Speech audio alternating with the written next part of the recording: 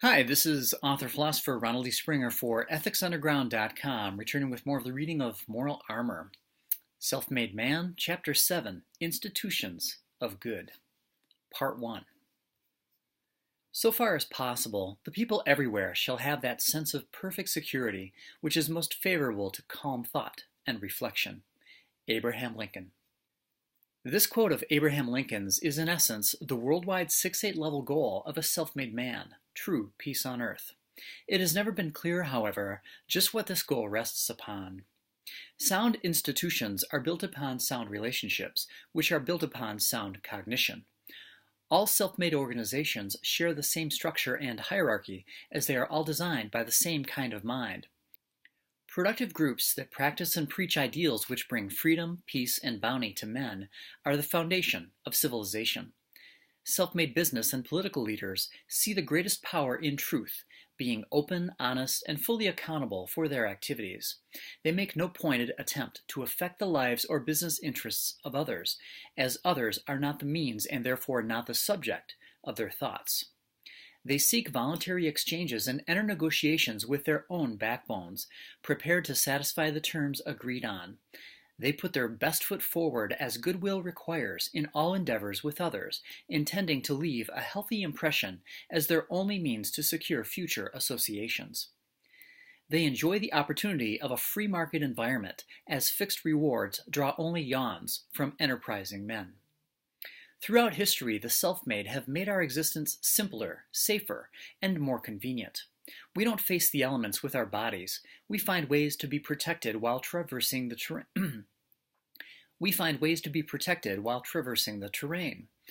Moving through society, a business, or getting an education is no different. We must maintain moral protection at every step, the awareness of a clear moral standard, so that we may put into perspective anything and anyone we encounter.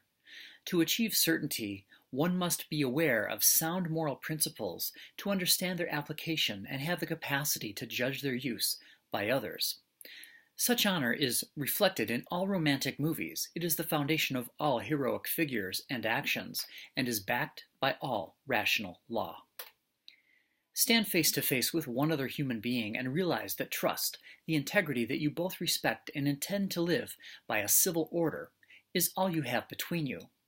In order to socially function on an abstract level, levels of cognitive construction, such as learning, production, and genuine enjoyment, one must be completely free of concern for any threat to one's life, and free of concern from any forcible loss. Add another person, and trust is all you have. Add 500, and honesty, rationality, and integrity continues to be your guide. Add 50 million, and all that guarantees the character of men and keeps everyone from backing into corners is trust.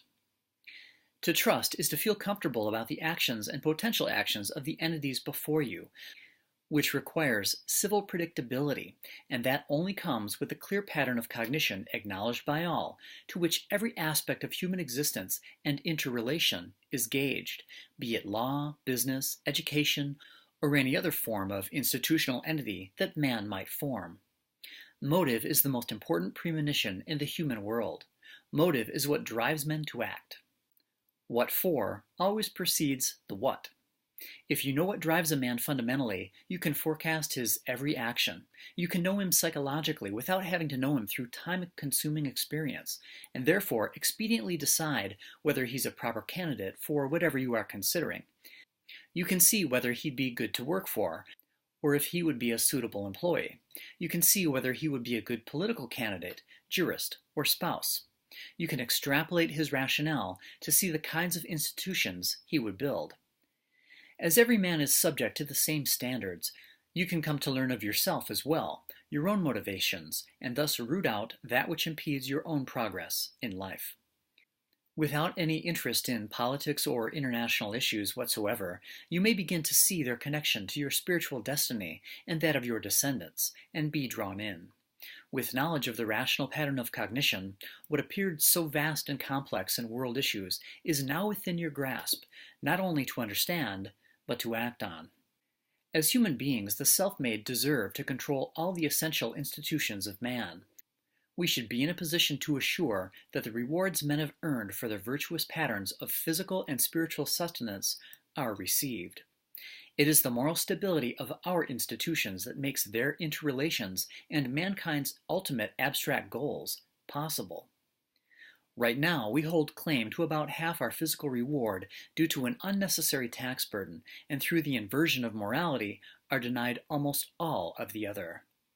As a result of historical moral barriers, the self-made have yet to complete the 1, 2, 3, 4, and 6, 8 cognitive range and actualize our goals on a global scale. Our peaceful grace and generosity has always rendered us vulnerable in this regard, permitting simple acts of brutal violence to disrupt our long-term objectives of worldwide legal equality, fairness, and civil order across the whole spectrum of human action. The essential institutional structures currently controlled by spirit murderers must be recovered in time. The heights we rise to are determined by a civilization's respect for axiomatic principles. When they are protected by law, the positive manifestations are unlimited. Self-made men have no 1-2 level organizations because none of us remain at that level. Being developmental, education is the only one that delves into it, so we'll start there, though education rises to guide the rest across the span of time.